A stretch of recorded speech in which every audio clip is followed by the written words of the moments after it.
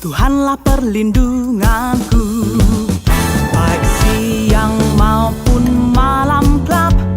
Tuhanlah perlindunganku, niscaya takutku lenyap. Tuhanlah perlindunganku, ya Yesus gunung batu di dunia, di dunia, di dunia. Ya Yesus gunung batu di dunia, tempat berlindung yang teguh.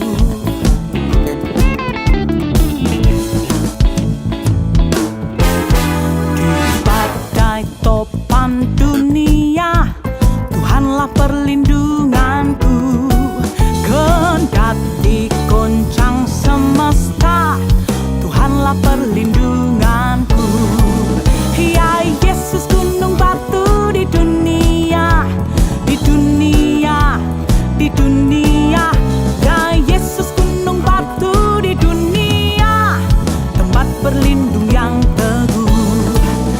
Ya Yesus gunung batu di dunia, di dunia, di dunia. Ya Yesus gunung batu di dunia, tempat berlindung yang teguh.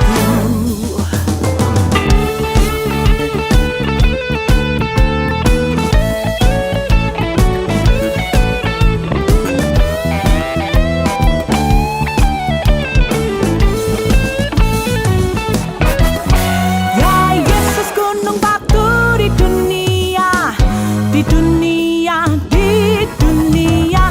Ya Yesus gunung batu di dunia, tempat berlindung yang teguh. Ya Yesus gunung batu di dunia, di dunia, di dunia. Ya Yesus gunung batu di dunia, tempat berlindung yang teguh. Ya Yesus gunung batu di dunia, di dunia, oh di dunia. Ya Yesus gunung batu di dunia, tempat berlindung yang teguh, tempat berlindung yang teguh, tempat berlindung yang teguh.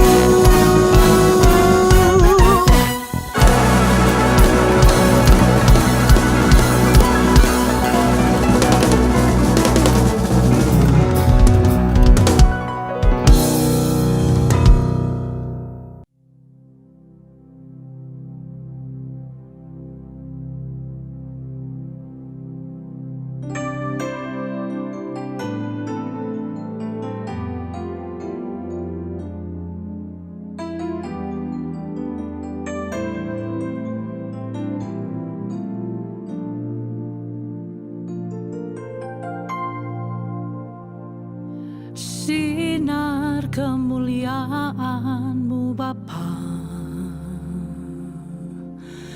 memenuhi sekelilingku.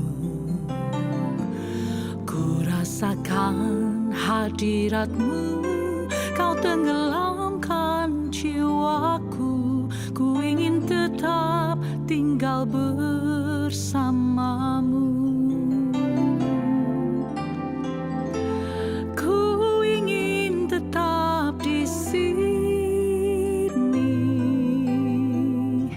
Menikmati bait-Mu, ku ingin tetap di sini dan memandang indah wajah-Mu.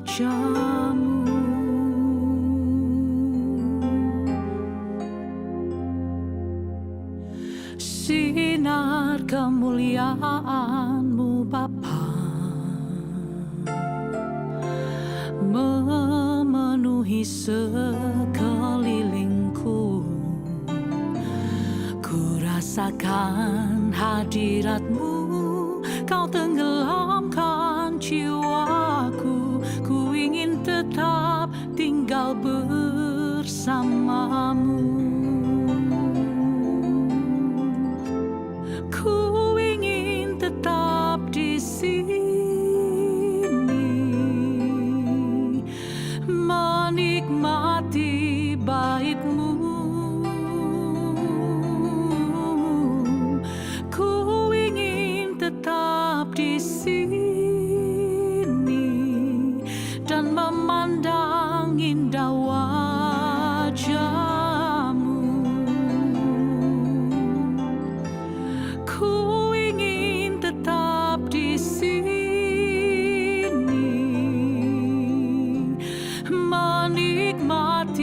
bait-Mu. Ku ingin tetap di sini dan memandang indah wajah-Mu, dan memandang indah wajah-Mu, dan memandang indah wajah-Mu.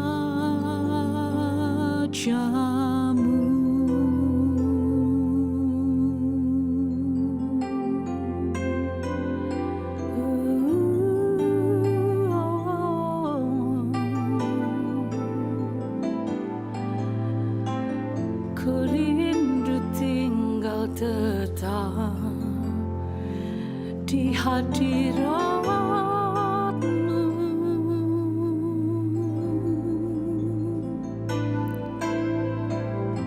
Lebih baik satu hari di pelataran-Mu daripada 1000 hari di tempat yang lain. Oh, ini rinduku Tuhan. Oh, ku menyembah, ku memuji, ku sanjung Engkau Tuhan. Oh, tak mau ku jauh dari-Mu. Di hadirat-Mu,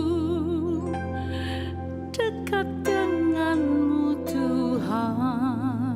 Oh.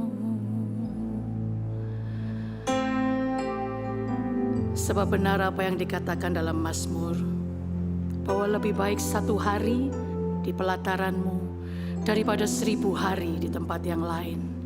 Seumur hidup kami, itu yang kami rindu.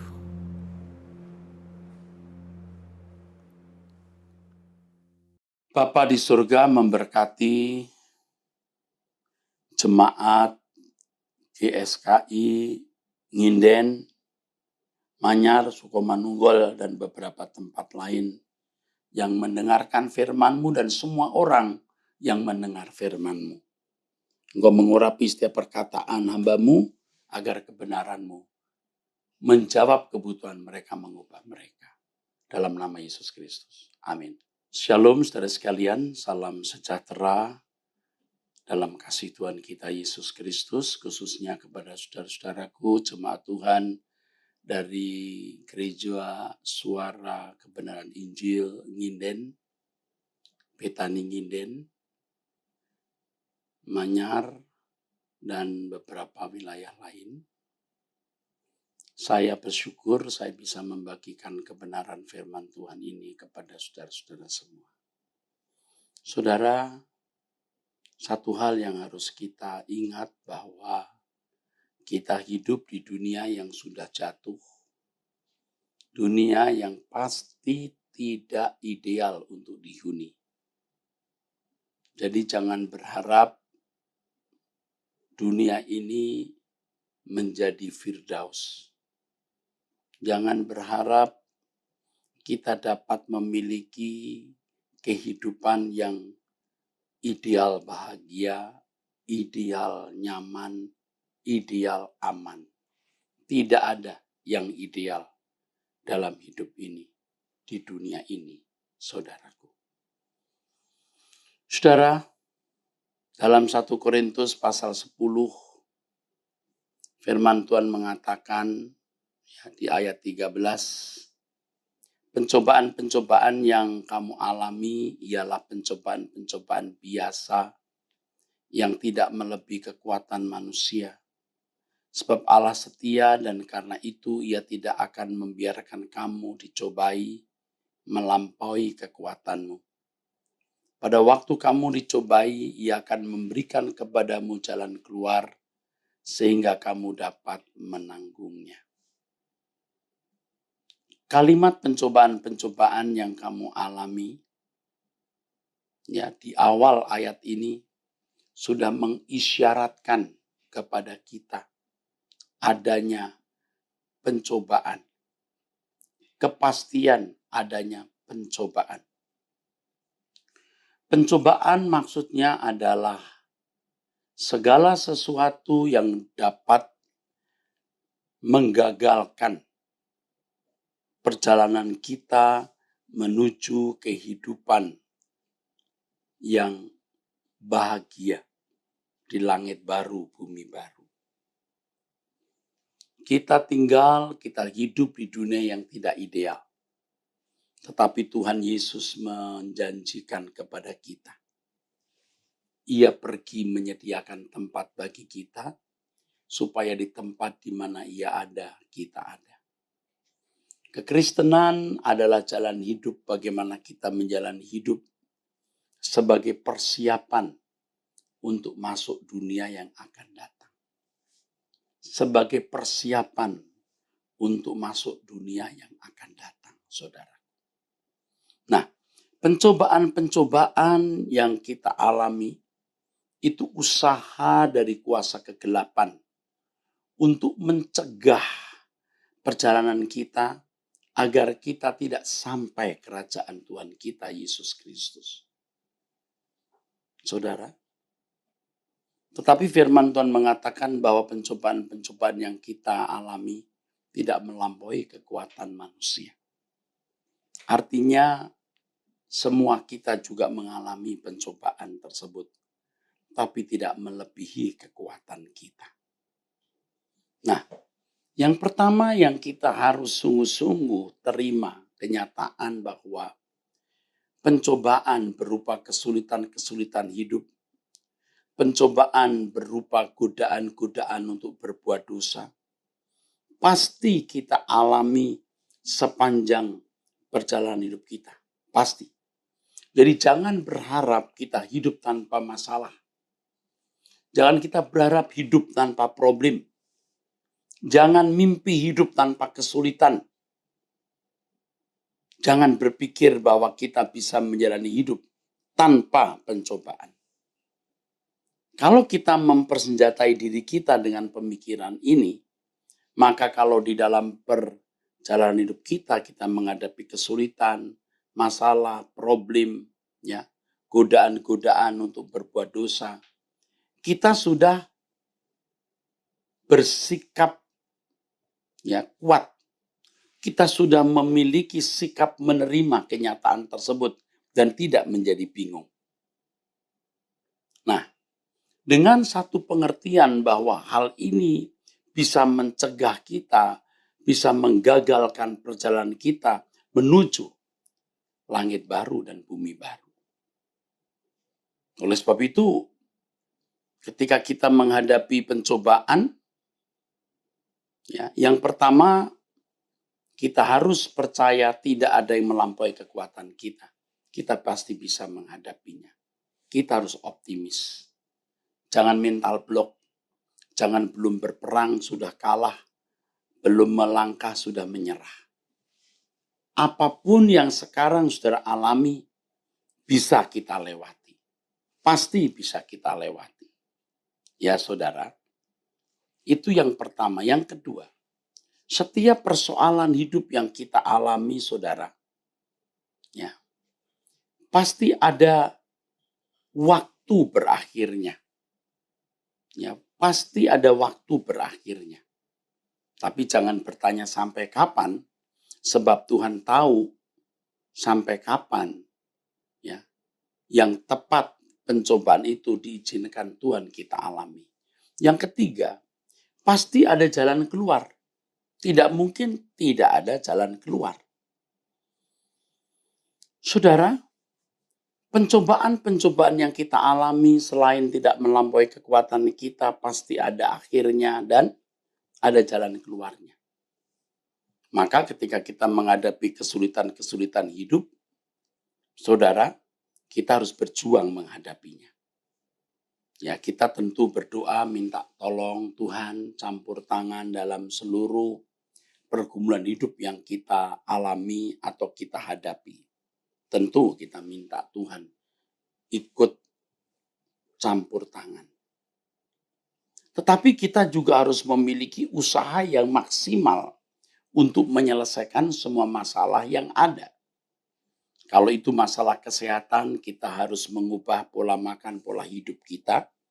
Kalau itu masalah ekonomi, kita bekerja lebih keras, kita harus hemat dengan uang kita.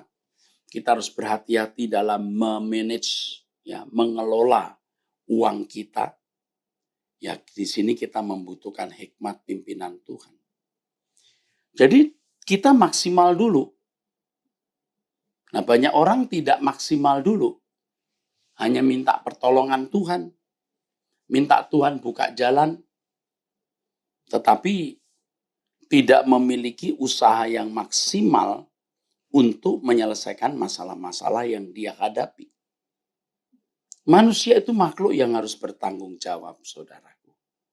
Jadi kalau kita menyanyi, ku tak dapat jalan sendiri, ku tidak berani jalan sendiri, Tuhan ku serahkan hidupku kepadamu. Bukan berarti lalu kita tidak memaksimalkan potensi menghadapi masalah-masalah tersebut. Kita harus memiliki sikap bertanggung jawab. Jadi dalam menghadapi persoalan-persoalan hidup itu kita harus bertanggung jawab. Misalnya menghadapi suami yang belum bertobat. Kita sudah memilih dia menjadi pasangan hidup. Jadi kita bertanggung jawab atasnya. Karenanya ya kita harus sabar, tidak sembarang mengumbar kata, dan tidak sembarang bertindak, ya saudaraku. Atau istri pasangan hidup. Istri yang belum bertobat harus tidak sembarangan menggunakan perkataan, jangan kasar. Itu maksimal kita usahakan. Tadi saya sudah singgung soal kesehatan, soal ekonomi ya.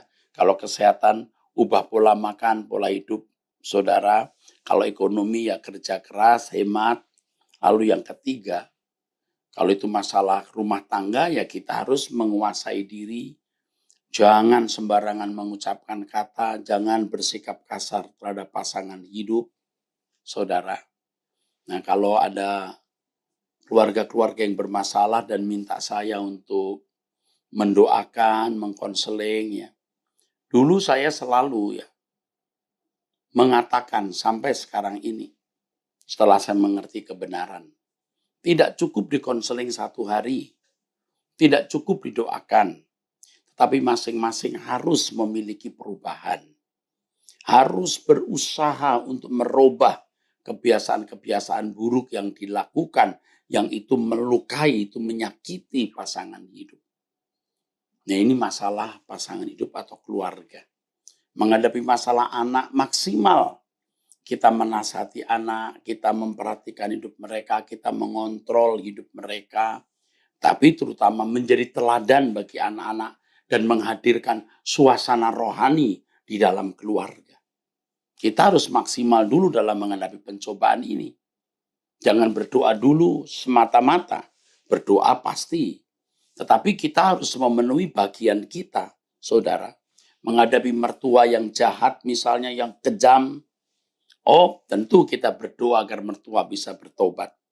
Tetapi dari pihak kita harus sungguh-sungguh berusaha untuk memiliki kesabaran menghadapi mertua.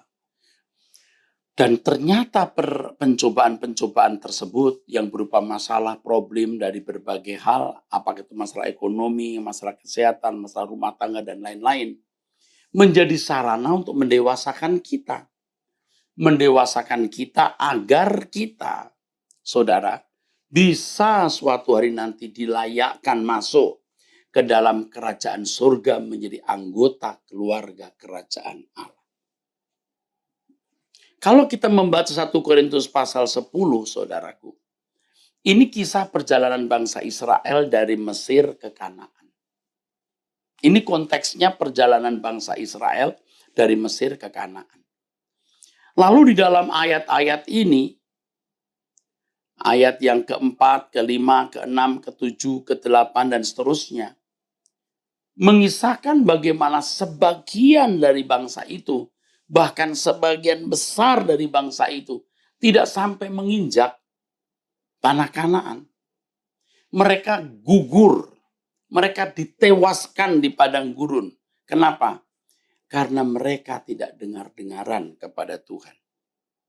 Ya, Alkitab mengatakan begini. Semuanya ini telah terjadi sebagai contoh bagi kita untuk memperingatkan kita supaya jangan kita menginginkan hal-hal yang jahat seperti yang telah mereka perbuat. Hal yang jahat artinya ingini apa yang tidak sesuai dengan kehendak Allah. Dan supaya jangan kita menjadi penyembah-penyembah berhala, sama seperti beberapa orang dari mereka. Seperti ada tertulis, maka duduklah bangsa itu untuk makan dan minum, kemudian bangunlah mereka dan bersukaria. Janganlah kita melakukan percabulan, sehingga dalam satu hari telah tewas 23.000 orang. Jangan kita mencobai Tuhan Allah. Jangan kita bersungut-sungut. Ada ranjau-ranjau dalam perjalanan bangsa Israel dari Mesir ke Kanaan itu. Dan ternyata banyak mereka yang tewas di padang gurun. Dan kita pun sebagai orang percaya yang sedang mengadakan perjalanan menuju langit baru dan bumi baru, ada ranjau-ranjau dalam perjalanan hidup kita. Dan bukan tidak mungkin ranjau-ranjau itu bisa menggagalkan perjalanan kita sehingga kita tidak pernah menginjak Kanaan surgawi, langit baru, bumi baru.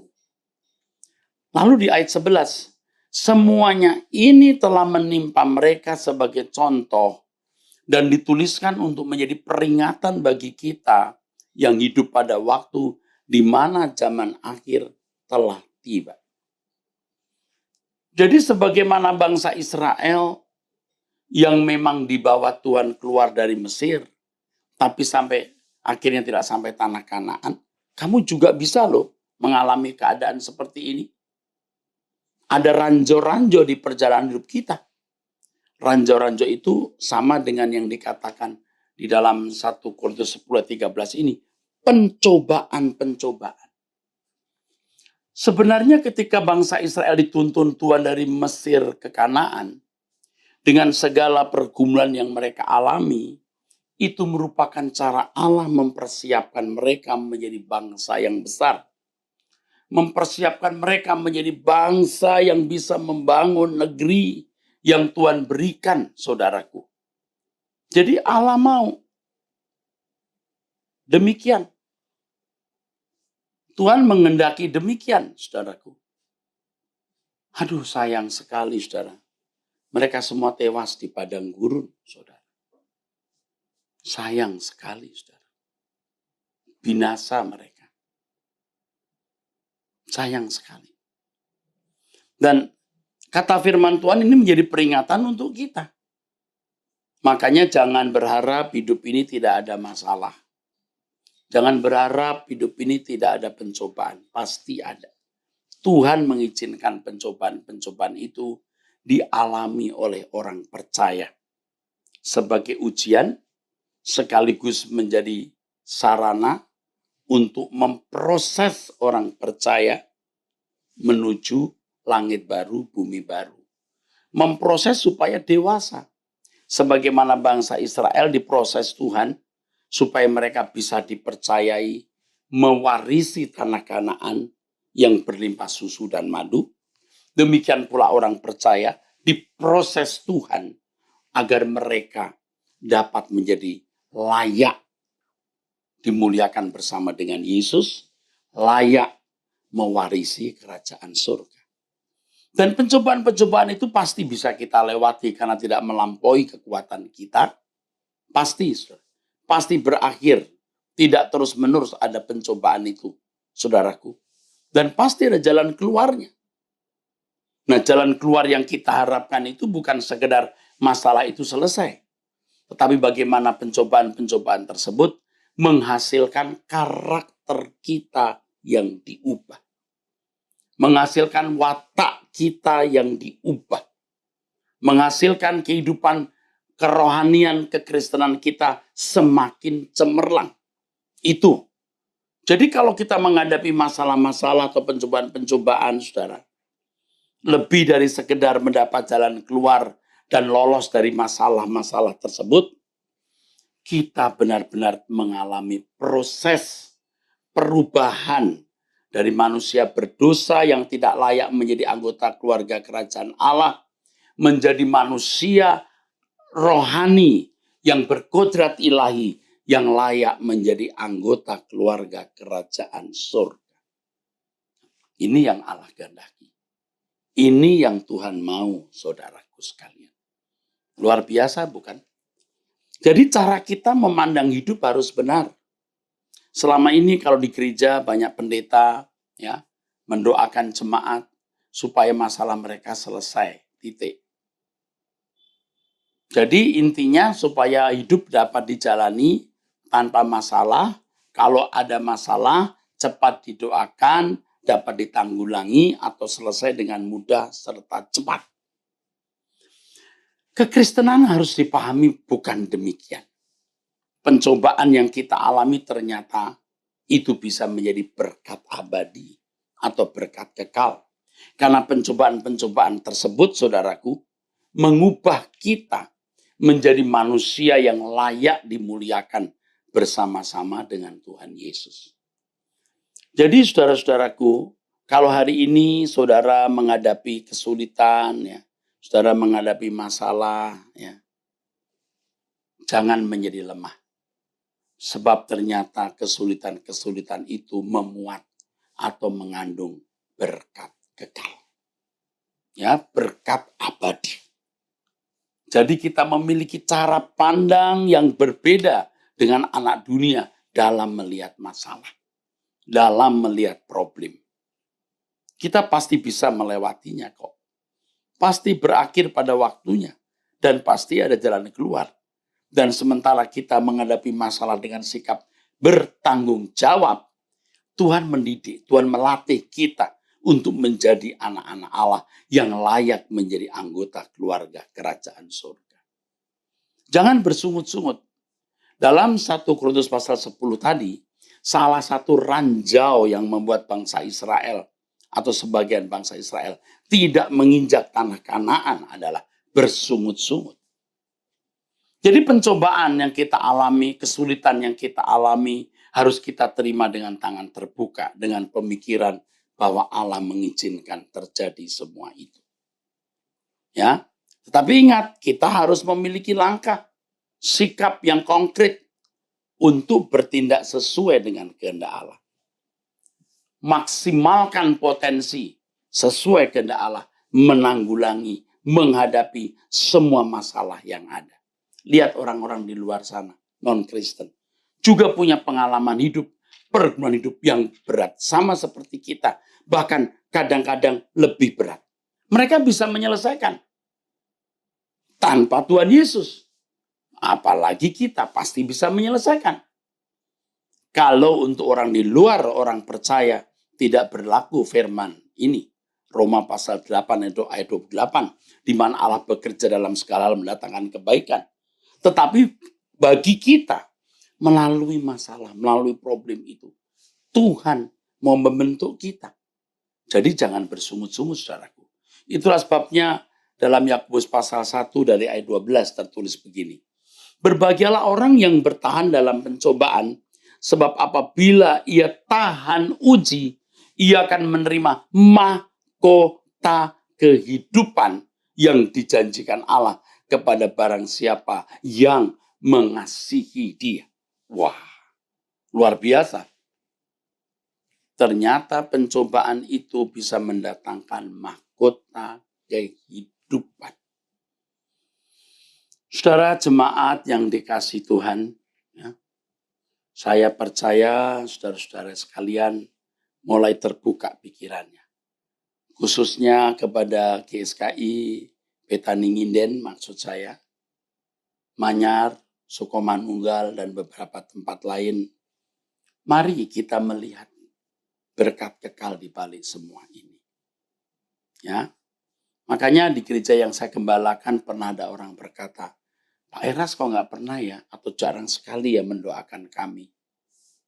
Saya tanya, masalah apa yang saya doakan? Ya, kita kan banyak kesulitan, Pak, pencobaan, Pak. Loh, itu berkat. Untuk apa didoakan? Supaya masalah itu dapat diangkat dengan mudah. Wah, salah itu. Yang saya sampaikan itu firman nasihat. Bagaimana maksimal menghadapi masalah-masalah tersebut. Dan dalam proses di mana kita menghadapi masalah-masalah tersebut, Tuhan mendewasakan kita. Luar biasa kan? Tuhan mendewasakan kita. Maka dikatakan dalam firman Tuhan, berbahagialah orang yang bertahan dalam pencobaan, sebab apabila ia sudah tahan uji, ia akan menerima mahkota kehidupan. Mahkota kehidupan yang dijanjikan Allah kepada barang siapa yang mengasihi dia, yang mengasihi Allah. Kalau kita mengasihi Allah, saudaraku, kita rela menerima didikan ini. Kita tidak marah, kita tidak bersungut-sungut. Sebaliknya kita bersyukur kalau kita menjadi anak-anak Allah yang diperhatikan. Kalau sampai kita diperhatikan Allah, itu luar biasa.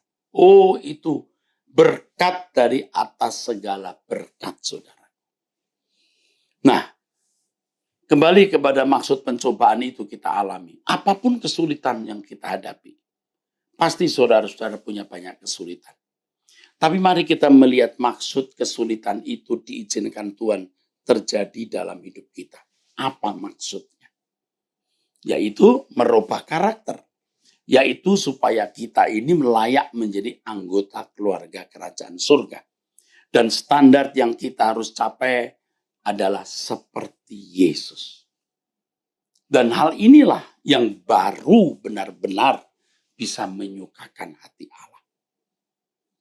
Waktu hidup kita yang singkat di dunia ini, jangan sampai kita sesali, saudaraku. Jangan sampai kita sesali. Sebab kalau saudara tidak sungguh-sungguh berusaha untuk bertumbuh dewasa, yang akhirnya menyukakan hati Allah, saudara akan kecewa. Akan sangat menyesal. Dan penyesalan tidak bisa digambarkan apapun. Jadi kalau Tuhan masih memberi kita kesempatan untuk berubah, mari kita berubah, saudara. Dan Tuhan tidak menyulap kita dalam sekejap jadi dewasa, dalam sekejap layak menjadi anak-anak Allah. Nah, lewat proses. Sebagaimana bangsa Israel dari Mesir ke Kanaan. Oh, Allah bisa membuat perjalanan mereka hanya 2 minggu. Jalan terus 2 minggu. Tapi Tuhan membuat mereka 40 tahun. 2 minggu itu kalau berjalan cepat, itu menurut penelitian. Ya 2 minggu. Tapi kalau jalan pelan, 1 bulan, 4 minggu, saudaraku. Sampai. Tapi Tuhan membuat mereka 40 tahun. Putar-putar. Kenapa? Karena Tuhan mau proses mereka di padang gurun. Nah, proses seperti inilah yang harus disadari oleh orang percaya. Jadi ketika saudara mau sungguh-sungguh ikut Tuhan Yesus, berkomitmen sungguh-sungguh untuk melayani Tuhan, malah banyak masalah. Banyak pencobaan. Nah, itu sebenarnya isyarat bahwa Anda di track yang benar. Kalau ada orang berkata, waduh Tuhan sayang saya loh, luar biasa loh, saya nggak pernah punya masalah berat. Wah, malah saya curiga kamu ini jangan-jangan dipandang Tuhan kanak-kanak terus. Tapi suatu hari, waduh, yang mestinya kamu dewasa, tapi kamu bersikap kanak-kanak, wah, tidak bisa tidak. Tuhan bisa menghukum saudara, menolak saudara. Jadi kita harus bertumbuh terus di dalam Tuhan. Kalau kita mengerti, tadi saya sudah awali khotbah saya dengan dunia ini bukan hunian yang ideal. Kalau kita mengerti ini, ya kita tidak mengharapkan kebahagiaan dari dunia ini, tapi kita menantikan langit baru, bumi baru. Maka yang menjadi fokus kita adalah bagaimana diri kita masing-masing layak menjadi anggota keluarga kerajaan surga. Saya mengajak saudara untuk fokus ke sini saja, saudaraku. Sehingga di dalam hidup ini kita tidak merasa punya persoalan. Persoalan kita itu cuma satu. Bagaimana sikap kita menyenangkan Tuhan. Bagaimana kita bisa mengerti kehendaknya. Bagaimana kita bisa melakukan rencana-rencana Allah yang Allah telah rancang, canangkan dalam hidup kita secara pribadi. Itu persoalannya. Jadi kalau menggunakan kalimat bebas ya, tapi harus dimengerti dengan benar. Kita berkata, Tuhan, aku tidak punya masalah. Apapun masalahnya. Apakah itu kemiskinan, sakit penyakit, atau apapun. Tapi masalahku hanya Engkau. Bagaimana aku mengerti kehendak-Mu, memahami rencana-Mu, dan menjalani hidup sesuai dengan kehendak dan rencana-Mu itu. Karena dagingku ini seringkali tidak mau nurut, jiwaku seringkali liar tidak mau nurut, tetapi komitmenku, aku menundukkan diri di bawah kaki Tuhan. Itulah sebabnya dalam doa Bapa kami diajarkan kalimat Bapa kami yang di surga, dipermuliakan namamu, lalu datanglah kerajaanmu. Artinya datanglah pemerintahanmu Tuhan. Dan aku menjalani pemerintahan itu.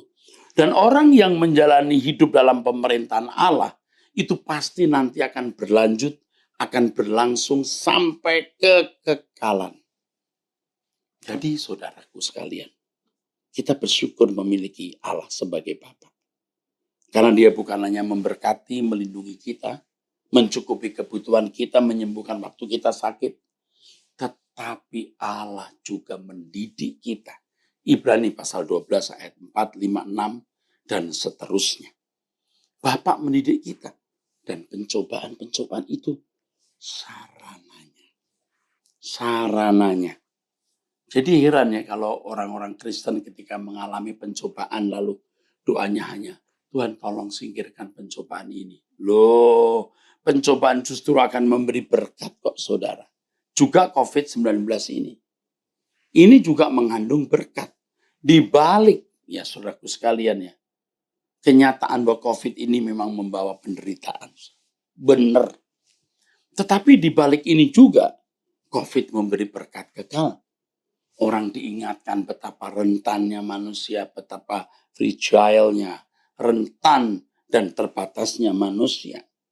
Oh, supaya manusia sadar dirinya itu bukan siapa-siapa, saudara. Ya, lalu supaya orang bergantung kepada Tuhan. Kalau kita bergantung kepada Tuhan bukan sekedar karena kita sakit, supaya kita disembuhkan dari sakit, dipenuhi segala kebutuhan kita. Nah, kalau kita bergantung kepada Tuhan karena memang Dialah satu-satunya, saudaraku, yang kita butuhkan. Kalau Tuhan menjadi satu-satunya yang kita butuhkan, saudara, maka kita tidak merasa membutuhkan yang lain. Nah, tidak merasa membutuhkan yang lain, saudara. Itu. Maka kita tidak akan merasa membutuhkan yang lain. Kita berkata, Engkau kebutuhan Tuhan. Hanya Engkau Tuhan. You are my everything. Jadi sekarang kita belajar untuk menyatakan bahwa hidup ini kita tidak punya masalah lagi. Masalah kita adalah Tuhan. Bagaimana kita mengerti kehendaknya, bagaimana kita mengerti rencananya untuk kita penuhi dalam hidup kita, saudaraku. Itu. Nah, saudaraku sekalian, jadi Tuhan memberikan kita pencobaan untuk memberkati kita. Jangan kita mencurigai Tuhan. Ya. Kalau di dalam Alkitab, saudara, ini banyak orang tidak tahu mengapa Tuhan bicara ini. Di Matius, saudaraku sekalian, ya, kita melihat di Matius pasal yang ke-6, saudara. Di Matius pasal 6 itu di ayat yang di belakang, saudara. Ya. Janganlah kamu takut terhadap apa yang kamu mau makan, kamu pakai. Percaya Tuhan mencukupinya. Tetapi carilah dahulu kerajaan Allah dan kebenarannya. Yang artinya jadilah warga kerajaan surga yang baik. Jadilah anggota keluarga kerajaan surga yang baik. Ya. Carilah dahulu kerajaan Allah dan kebenarannya. Semua akan ditambahkan kepadamu. Tapi ayat 34. Ayat 34 mengatakan. Sebab itu janganlah kamu khawatir akan hari esok. Karena hari esok mempunyai kesusahannya sendiri. Kesusahan sehari cukuplah untuk sehari. Wow. Berarti ada kesusahan setiap hari. Wow, iya. Kesusahan inilah yang disebut pencobaan untuk mendewasakan kita. Wah, ini luar biasa, saudara. Kalau kita mengerti hal ini, wah luar biasa. Bagaimana Bapak mendidik kita lewat segala kejadian. Bagaimana Bapak terus dengan kesabaran membentuk kita menjadi manusia Allah. Wah, luar biasa. Oh, luar biasa, saudara. Bagaimana Allah berkenan mendidik kita supaya kita mengambil bagian dalam kekudusan Allah. Jangan harap dunia ini membahagiakan, saudara. Tolong deh, berhenti. Kalau Tuhan memberikan kita rumah, mobil, dan semua kebutuhan, ya kita nikmati, saudara. Kita nikmati. Kita nikmati. Tapi hati kita tidak terikat di situ. Ya, kita harus memiliki pengertian yang benar. Ya, dunia bukan Firdaus. Mau diubah bagaimanapun tidak pernah menjadi Firdaus. Dunia adalah dunia, saudaraku. Dunia yang sudah jatuh, yang gagal, produk yang gagal.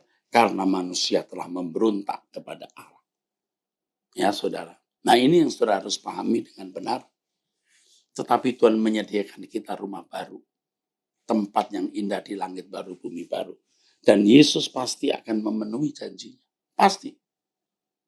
Sebagaimana semua janji dalam Alkitab, nubuatan-nubuatan bisa digenapi, demikian pula hal kerajaan surga pasti juga kita akan alami. Nah, hidup kita di dunia yang tidak lebih dari 100 tahun ini harus merupakan benar-benar persiapan untuk memiliki kekekalan bersama dengan Tuhan. Hidup di dunia kita hanya sebuah usaha. Harus diisi dengan usaha untuk sungguh-sungguh bisa dikembalikan ke rancangan Allah semula.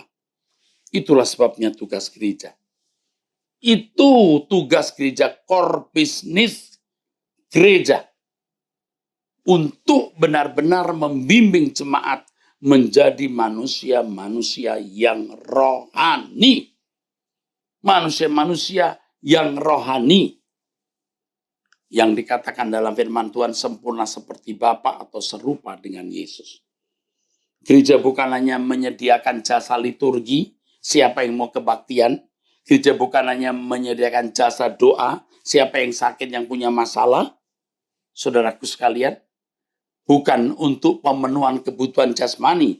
Gereja dihadirkan di muka bumi oleh Tuhan supaya gereja meneruskan apa yang diajarkan oleh Tuhan Yesus. Dan yang diajarkan Tuhan Yesus itu juga yang dilakukan oleh Tuhan Yesus. Banyak gereja yang sudah menyimpang, saudara. Benar. Dulu juga saya tidak mengerti hal ini. Saya juga melakukan penyimpangan yang tidak saya sadari. Tapi sekarang saya menyadari penyimpangan itu. Dan saya berbalik, saya bertobat. Bahkan saya pernah minta maaf kepada jemaat atas kehidupan saya dulu yang tidak menjadi teladan. Atau pelayanan saya yang kurang, saya minta maaf. Sudah pernah saya minta maaf. Makanya sekarang saya memulai hidup baru. Hidup dalam pelayanan sebagai hamba Tuhan yang benar. Dan benar-benar saya mengajak semua saudara dimulai dari para pendeta, ya, tentu dimulai dari saya sebagai ketua sinode GSKI, Pak Aswin sebagai gembala sidang, semua koordinator pengurus dan hamba Tuhan atau aktivis, semua harus bisa menampilkan kehidupan anak Allah yang karakter moralnya agung, dan fokusnya adalah langit baru, bumi baru. Anda tidak akan pernah menyesal mengikuti kebenaran ini dan mengenakan kebenaran ini. Tidak akan pernah menyesal. Hidup kita tidak lebih dari 100 tahun, kita mau nyari apa, saudara? Mau nyari apa? Kalau kita berpaling kepada Tuhan, kita mencari Tuhan, karena Tuhan sendiri itulah kebutuhan kita. Tuhan sendiri itulah kebutuhan kita. Tuhan sendiri itulah kebahagiaan kita, saudara. Tuhan mengingini kita berubah. Ya, Tuhan menunggu kedatangan kita nanti di langit baru, bumi baru. Tuhan Yesus sudah menyediakan rumah kekal. Makanya kita di dunia ini benar-benar hanya persiapan untuk masuk kehidupan kekal. nanti di rumah Bapa. Jadi mari kita isi hidup kita hanya sungguh-sungguh. Hanya sungguh-sungguh mau menemukan Tuhan. Menemukan Allah yang hidup. Mengalami Allah yang hidup. Berjalan dengan Dia. Hidup dalam kekudusan dan kesucian yang sesungguhnya. Yang dari hari ke hari makin ditingkatkan kualitasnya. Sehingga ketika kita menutup mata, kita orang-orang yang layak dijemput oleh malaikat-malaikat kudus. Ya, dari surga dan dibawa ke Firdaus Allah. Betapa berbahagia para hamba Tuhan yang mengambil pelayanan pekerjaan Tuhan dengan motif benar seperti ini. Sungguh bersyukur karena jerih lelah saudara dalam pelayanan pasti tidak akan sia-sia. Pasti tidak akan sia-sia, saudaraku sekalian. Seperti yang tadi saya katakan, bukan hanya kita yang diberkati, anak cucu kita pun juga diberkati. Kita bersyukur kita ada di Gereja Suara Kebenaran Injil ini. Karena dengan menjadi anggota dari Gereja Suara Kebenaran Injil, mau tidak mau kita dibawa kepada visi dan misi dari sinode ini. Yang visi misinya 3. Yang pertama, kesucian hidup. Hidup dalam kesucian. Yang kedua, langit baru, bumi baru. Dan yang ketiga, hidup dalam tanggung jawab kepada Allah. Artinya segala sesuatu yang kita lakukan sungguh-sungguh hanya untuk kepentingan kerajaan surga. Segala sesuatu yang kita lakukan sungguh-sungguh hanya untuk kesukaan hati Allah. Saudara, saya percaya apa yang saya sampaikan ini pasti memberkati saudara-saudara sekalian.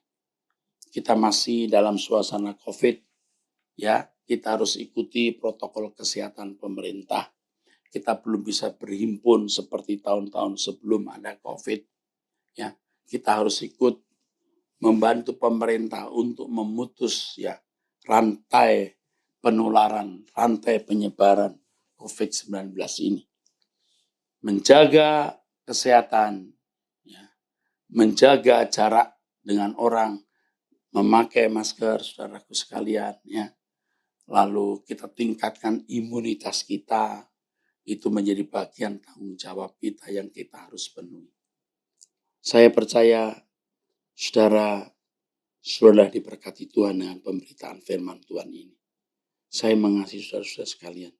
Untuk itu mari kita berdoa. Bapa, firman-Mu kiranya dimeteraikan di dalam hati kami oleh Roh Kudus. Firman-Mu ya Bapa, membuka wawasan pikiran jemaat agar mengerti maksud tujuan kekristenan itu diberikan. Ya Bapa, tolonglah.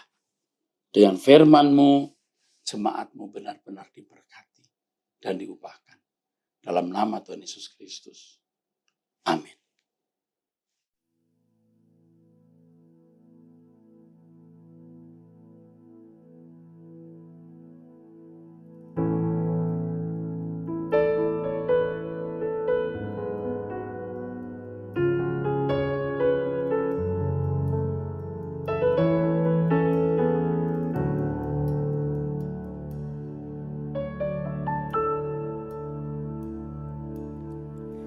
Telah ku dapati kasih yang sejati yang mampu mengubahkan hatiku.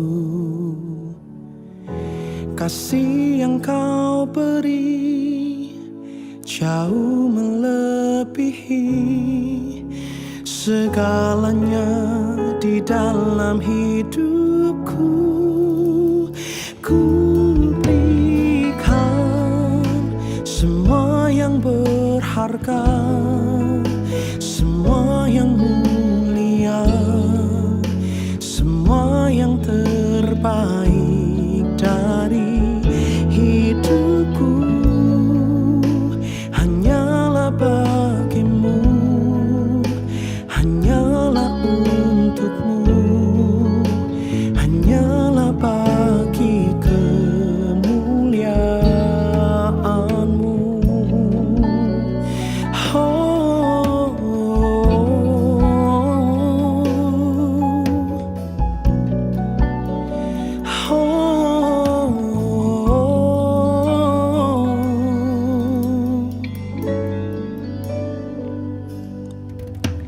telah ku dapati kasih yang sejati yang mampu mengubahkan hatiku. Kasih yang kau beri jauh melebihi segalanya di dalam hidupku. Ku berikan semua yang berharga, semua yang mulia, semua yang